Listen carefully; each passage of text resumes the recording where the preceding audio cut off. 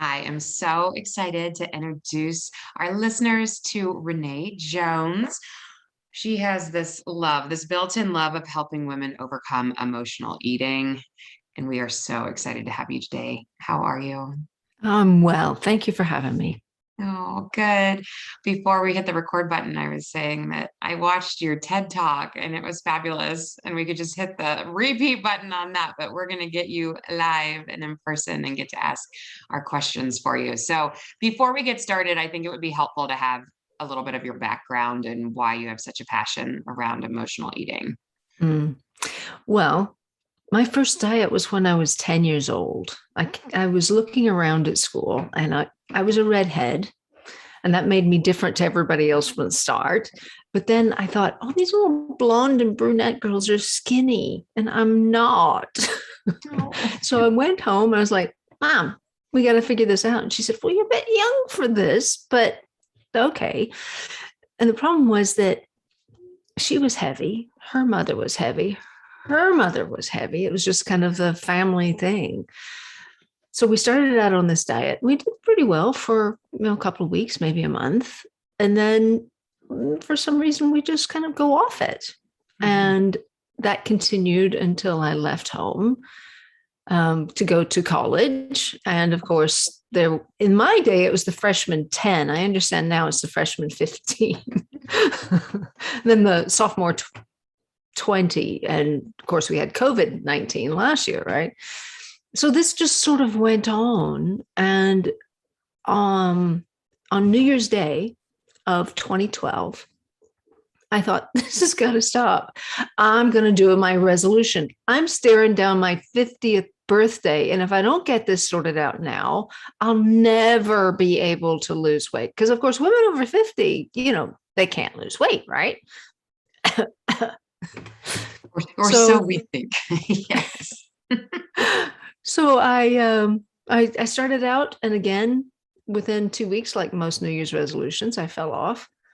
So I started again, and 1st of February, restarted. 1st of March, I rededicated myself. And in April, I was standing in my closet looking for something I could wear because I couldn't button my trousers. And I thought, okay, well, let's try this. So I tried that. That didn't work. Try a skirt. That didn't work.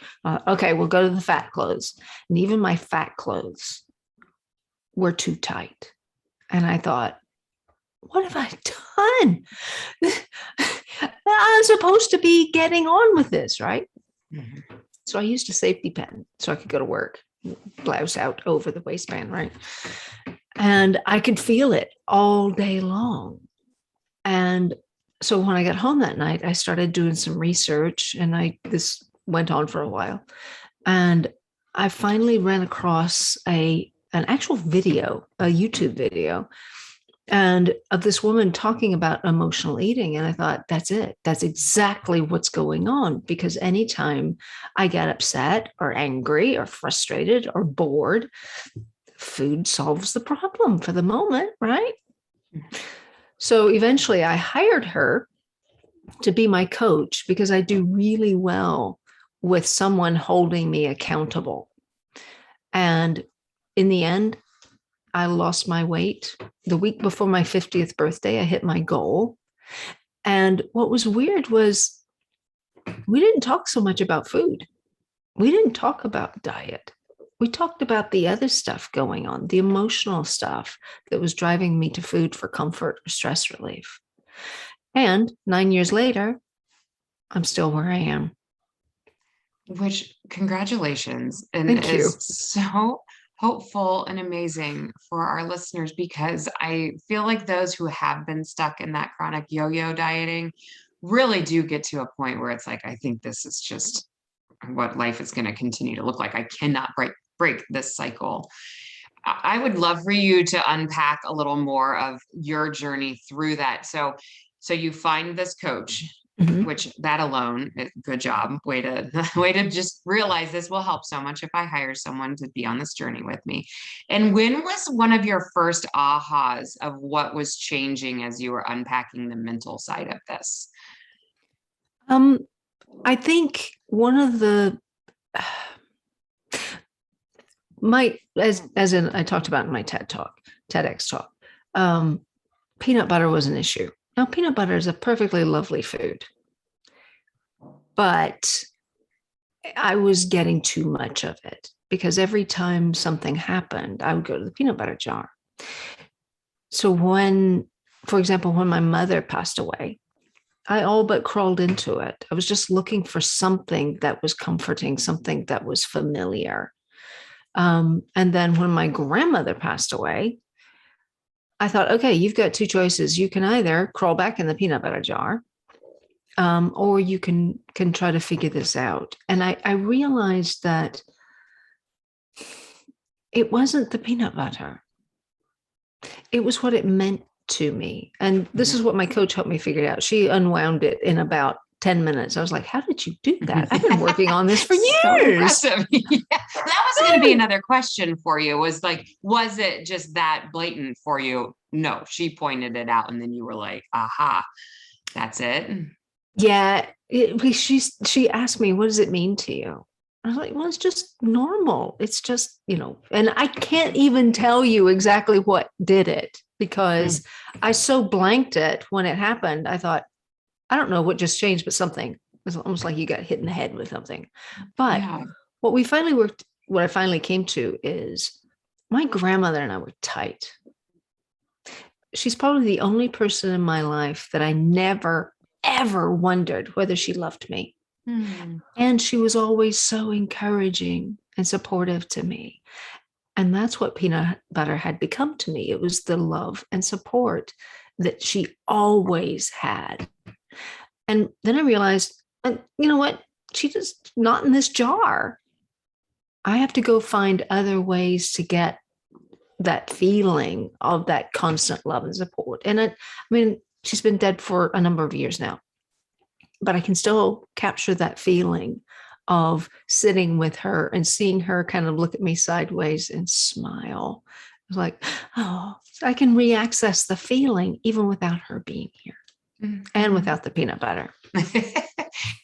I'm guessing there was some work to get to that place and discovering like what brought on that same comfy feeling.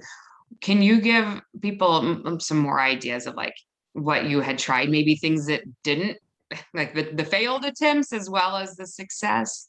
Oh, sure. I mean, holding on to a thought long enough for it to take root is tough.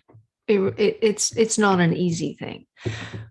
But the more I reinforced it, she's not in this jar. She's not in the jar. You're looking for this. And one of the things, I even keep it right here. One of the things that I did when I was losing my weight was I taped this to my, whoops, now I dropped it. I taped this to my refrigerator. Can you see what that is? A pacifier. It is a pacifier. Yes. And I taped it just at my height so that when I walked up to the refrigerator, I thought, this is what you're looking for. Go get it in another way. So, that actually was silly. And my husband was like, what are we doing? Just leave it, love. It'll be fine. Yeah. Trust me. It's fine. But that was just a prompt, if you will, to remind me that this is not what I'm looking for. What I'm looking for is that love. Now, where else can I get it? One of the things that I did, and I continue to do to this day, I always have to look at the clock when I say that, just because I set alarms on my phone and they will go off, even unless my phone is absolutely off, they will go off. Have you ever noticed that with these alarms? You, even if they're on silent, if you've got do not disturb, they still go off. So what I did was I set various alarms on my phone throughout the day. And I did not know, because I was not born with a cell phone in my hand, I didn't know that you could change the word alarm to something else. And it's called the label, right? So I typed in what I needed to learn and to hear or to accept. So I have these alarms that go off throughout the day that remind me of who I want to be, what I need to learn, what I need to let go of. And that's it's because I was kind of cynical for a long time. And my coach was like, you got to come out of this cynicism. What are we going to do? And the first 2 months, I would look at those alarms and go, yeah, okay, that's that woo woo crap. I just don't want to deal with this.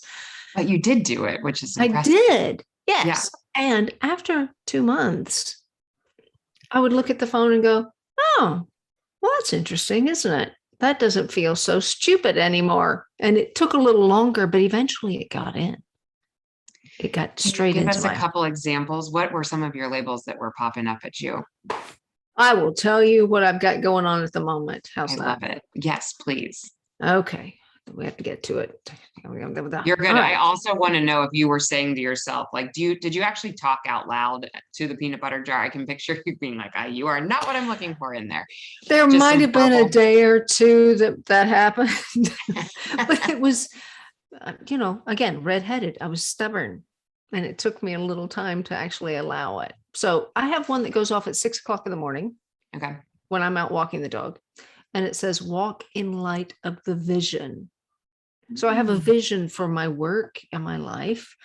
And if I continue to walk in that light, it will change how I respond to things, right? Yeah. 609. I don't know where I got the nines, but they all go off at nines, except for that 16. And it says, he is your brother. Forgiveness is the key. All for your growth, which is a good thing to remember. And then I have one in the evening that is specifically about my work, and it is create life, heal hearts. Because I feel like so much of what I do is helping people heal their heart. Because, our hearts get so beaten up. And if I can help someone heal even a little part of their hearts, that will change everything.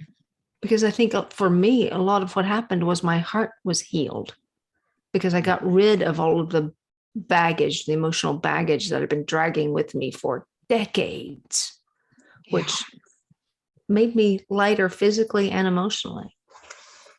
Renèe, I have never heard of doing this, and I am loving it. I am. It takes us out of that busy, chaotic life flow for a second and makes you pause and go, this is important. Don't forget. Yes, well, I can. Some people talk about affirmations. It's the same thing. It's putting something that you need to remember straight into your mind on a daily basis. And that's the only way we can change our thinking is by reinforcing what we need to know. Right. We certainly get plenty of reinforcement of stuff we don't need to know. Amen. Right. Yes. So if we can then, put in good stuff. It's like, I stopped watching a lot of films and television shows because I was getting too much nonsense in my head. There's certain things I just refuse to watch. I'm not into the dystopian thing because that's not the future I want to see.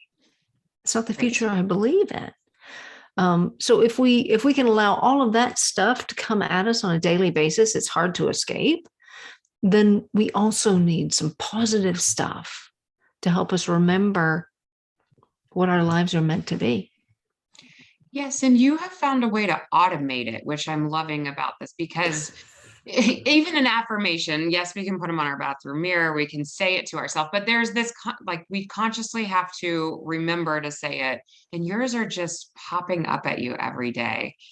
So anything that we can automate, it's kind of like habits. If we can sandwich a new habit in between other things that are automated, you're doing that, which again, so good. And I think it's a way to future talk. Sorry, I keep interrupting you, but to future talk to ourselves, because sometimes in the moment, we can kind of forget that we'll care out of the moment. So whether that's like evening eating, we're so proud of ourselves in the morning if we didn't do it, but in the moment we can go around and be like, doesn't matter, whatever, so those alarms are reminding you care, you this matters. Oh, so good. Yes. And so, and as you're talking about, I want our listeners to hear this too. there was probably multiple components, onion layers that you were folding back, right? It wasn't just grandma and it wasn't just mom. Like there was years of the yo-yo dieting that probably played a point. Do you feel like you really had to go through a bunch of onion layers to really get to this maintenance phase? Oh, yes. Yeah. Well, and okay, so I will say that I think the thing that helped me most is the thing that is epidemic in our culture, maybe around the world. Well, yeah, around the world, because I have clients on 6 continents, right? So in every culture, there's some version of a lack of self-esteem, right? In fact, the program that I put people through, we do your body, your baggage, and your best. Because if we are living in our best selves, it changes what happens. So for me, just rebuilding my self-esteem, how I valued myself, recognizing that, okay, I'm not that fat little redhead anymore. Right now, my hair has some help to stay that color. But I'm also, somewhere between 115 and 119 pounds every day. And I'm only 5'3", so that's perfect for me. But finding what works for you and specifically just rebuilding how I valued myself was huge. Because I don't know about you, Lindsay, but when I'm living in my best self, I always make better choices. When I'm focused on, you mess that up and you goof that up and that's not working and that's not working, that doesn't help me make good decisions about what I put in my mouth. Right. You can see the momentum flow this way or the momentum flow that way. Yes. Mm. Yeah. Yeah. Yeah, you can tell you've done a lot of work and continue to do work. Yes, thank you. Yes, it is not a fix and done. But if we're willing to put in the work and have the conversations and use our resources, there is that light at the end of the tunnel, but it's not what society tells us, not these quick fixes. And no, again, back to what we see every day. It's just not that. we I will say it has to be a daily practice because there's plenty of stuff out there telling us how horrible we are. I mean, from the whole issue of if you don't do what we do, that means you're not a good person. I mean, that's nonsense now, but it is pervasive. If you're not as thin as this influencer, you're useless. If you're not this or that, or you don't follow this political party or this music group or whatever, there's so much that tells us or that could tell us that we're not worthy. And that's nonsense. But we believe it because it's one of our greatest fears. So if we can continually make better choices, take responsibility for ourselves and choose differently, then it builds us, right? I think we do all kinds of things in other arenas. Like most people work with a budget of some sort, or, if they spend a little much this week or month, then the next month or week, they kind of balance back.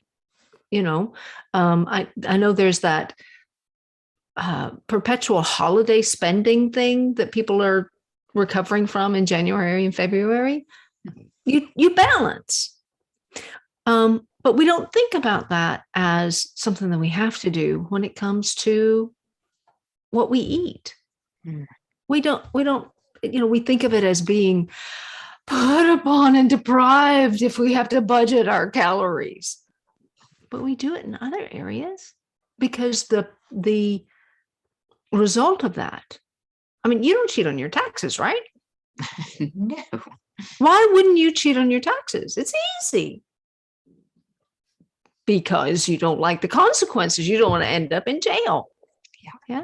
But we don't think the consequences of our diminished health or making us more susceptible to a virus like COVID is enough for us to say, oh, I need to kind of pay attention. It's food. We're supposed to be able to have it. It's supposed to be everybody's. Yeah. And sometimes we have to be adults and say, my body will only burn so many calories per day. It's not deprivation. It's just what works with this little 5'3" body that I've got. And not feeling like everybody else gets that and I don't. I mean, I get that. I did that plenty, but it's not logical. It doesn't make sense. Right. But I feel like you are able to be in this really sound, logical place because, again, back to all the work that you've done, right? Like when we take any emotional component of that and why emotional eating is so triggering. It's so hard to get rid of because it is emotional. It's not clean cut, It's not right? logical. Right. Yeah. Yeah. And eyes on your own paper. And that's where I feel like that's what you're saying is just stay in your own lane, like this is my body, this is what it needs. And anything I'm doing for it is for the better good for me. Like I will benefit, I will be happier, I will, instead of that deprivational thinking. Yeah. That It takes some, and it's not instantaneous. That's the problem. Mm-hmm. I mean, I talk about the diet yo-yo, Mm-hmm. and there's that trick that you could do with a yo-yo where you throw it down and it just spins at the end of the string. Yeah. It's not going anywhere. It's not doing anything except spinning, right? Yeah. Which I don't understand how that works because that doesn't make a lot of sense, but it works, right? And I think when we're looking for a quick fix, whatever pill, potion, powder, surgery you think will help you, we're doing the sleeper. We are spinning at the end of the string, not making progress because we're not addressing what actually creates the problem for us. Mm-hmm. What's driving you to food?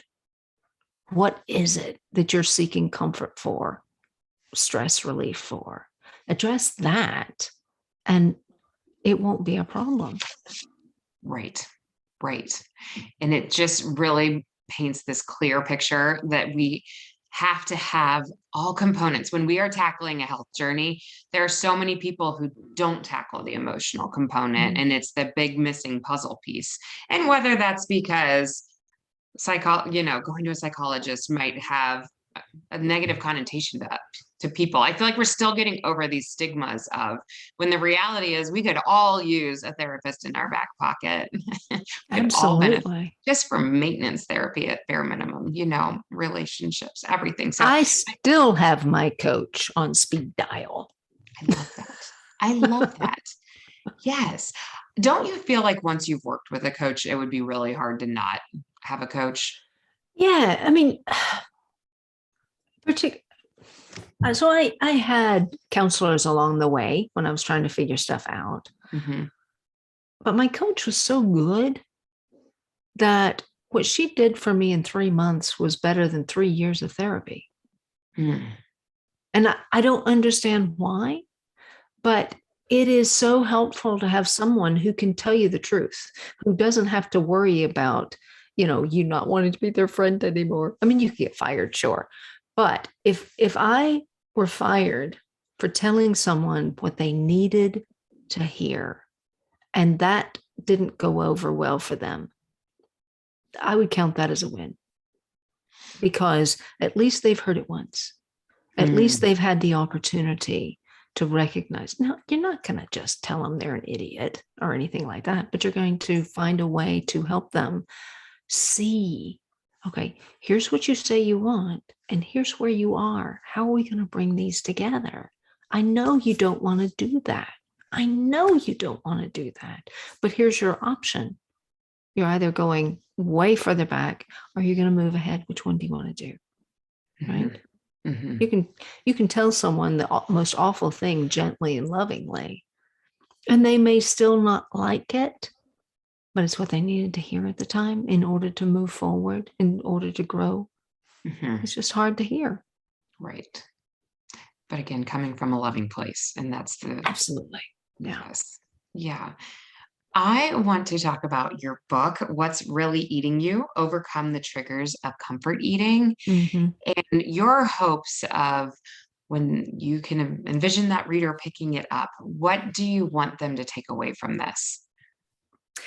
Um, to recognize that there's something eating them and they can get free of it. Hmm. I mean, there's a lot of my journey in there. There are a lot of questions that they can answer. It is, a small version of what I talk about with clients, but it's a stepping stone, right? It gives them a way to begin to process. Oh, I'm an emotional eater. How do I sort this out? Well, it's not just a quick fix. You've got to do the work to unpack all of that baggage so you can get free. And Mhm. it's one place to start. Which brings up your program too, or a course. Mhm. What does this look like? Tell everybody again, the body, baggage. What was your three Your components body, again? your baggage, your best. Best. So Uh, what I do with the each section is like the body. I lost my weight on a low fat, low calorie diet, and I was tired, hungry, and cranky all the time. And 2 years later, I was still trying to maintain that weight loss, and it was hard because I'd done so much damage over those 40 years that I hardly had a chance. So I ran across this metabolic test and I thought, okay, we'll try this. And it asked some really weird questions, like something about the size of your pupil as opposed to the iris, right? I mean, some very odd questions. And they came back with a diet for me. And I thought, oh, we're going to gain so much weight this week. But I'll try it. I'll try it. I was at 119 pounds. I was at my goal weight. And that week I lost 2 pounds Wow. at 52. Yes. Wow. I know, right? So, Yes. so it convinced me that, okay, diets work for somebody. All diets work. They all work for somebody. My question is, how happy are you going to be on it? Mhm. Right. So I give my clients the same metabolic test so that they can know what will work for their bodies. Because some people, I mean, as much as I admire people who are doing very different kinds of diets than the one we grew up with, not every diet works for everybody. And some people need more carbohydrates. Some people burn through carbohydrates so fast that they stay hungry. Mhm. So finding what will work for your body is really important. And all I know is that week I was not tired, I was not hungry, and I was not cranky. And my husband appreciated it. Right. Check, check, check. Check, check. And I lost 2 pounds. So Yeah, best week ever. so that we work on that. We go through, what works for your body and try to figure out, okay, what's the nutrition plan that will help you get to where you want to go. And Yes. all along the way, we talk about emotional baggage because our bags get packed for us. Our parents pack our bags the best they know how, but they pack it and we end up with all this flotsam and jetsam in the bottom of our bag, right? And if we're going to get free of that stuff, we've got to unpack it. We've got to let go of some things. Some things just need to be trashed, right? Mhm. That doesn't work anymore. It's not real. It's not true of you. It's just what you were tagged with. So let's get rid of that tag. And let's see how you then can live life differently. And that's that onion thing, right? You got to peel it back and find the parts that you can be healed from. And then learning to live as your best. What does that look like? Who could you be if you were living at your best? And do that. Right. Give us almost like a case study here of a client going through this and what that looks like when they get to that living your best. Okay. Yeah. So, all right. I had this one client 2 years ago now, Yeah. And we worked on the whole diet thing. And the problem was she just didn't want to do what worked best for her because she was attached to these foods. Like, okay, so how can we either replace them, find a better way for you? And we worked on that. And then we got to some of the baggage stuff. And she just was holding on to these feelings. And what I said was, okay, you can keep them if you want to, but how about you just let them be there rather than fighting against them? Mm. And she said, what does that look like? I said, just experience them, because, thoughts and feelings will pass through in about 90 seconds if we don't trap them. I look at it kind of like a river. Emotions, thoughts, they're like a river, and you can sit on the bank and watch the river flow. You can stick your toes in it. You can swim in it or skip rocks over it, and it will just continue to flow, right? But if you trap it, if you create a little dam over here and separate it from the river, it will get kind of putrid. All the oxygen tends to escape, and even stirring would help, but we don't. We just leave it right here. Mm-hmm. And it gets gross. And that's how our hearts get if we don't let them flow with the river. Because immediately you break the dam, the water goes back into the river, it begins to flow, the movement creates more oxygen in it. Mm-hmm. But we just can't dam it up. So we were talking about this, and she she texted me and she said, okay, I'm just letting these feelings be here, and they're going away.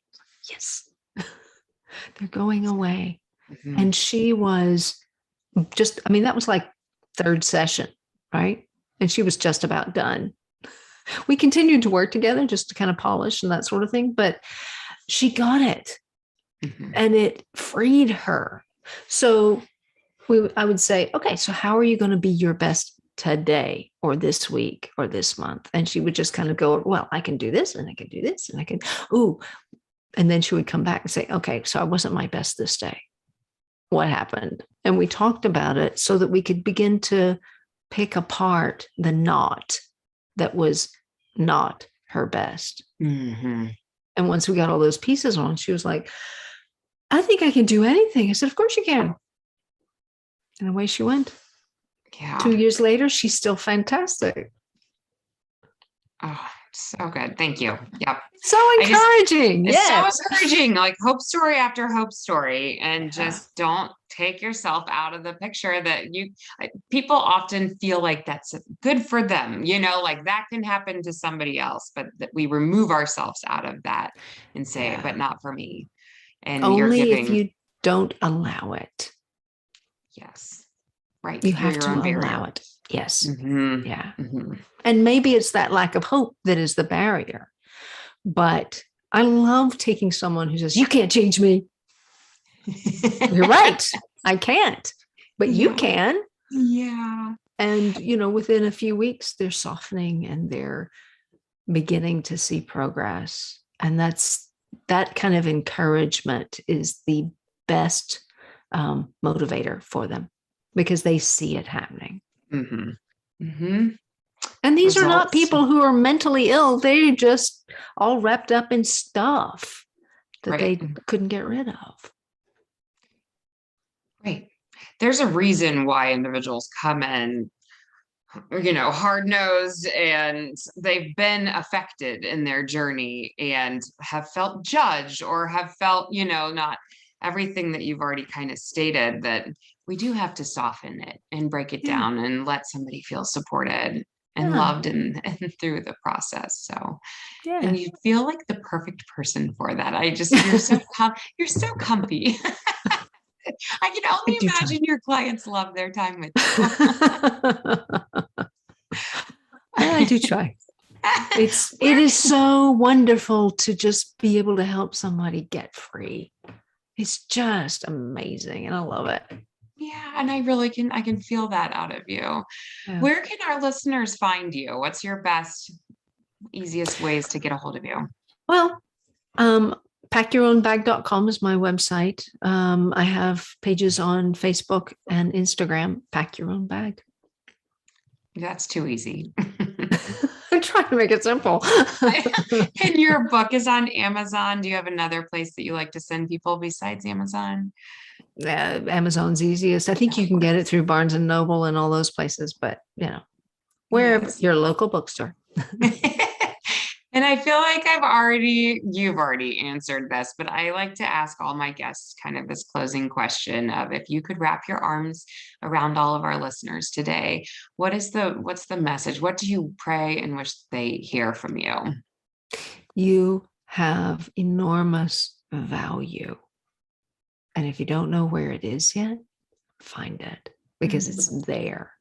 Just know it's there. So good. Thank you so much for all your expertise, your wisdom, and your love today. Well, thank you for having me.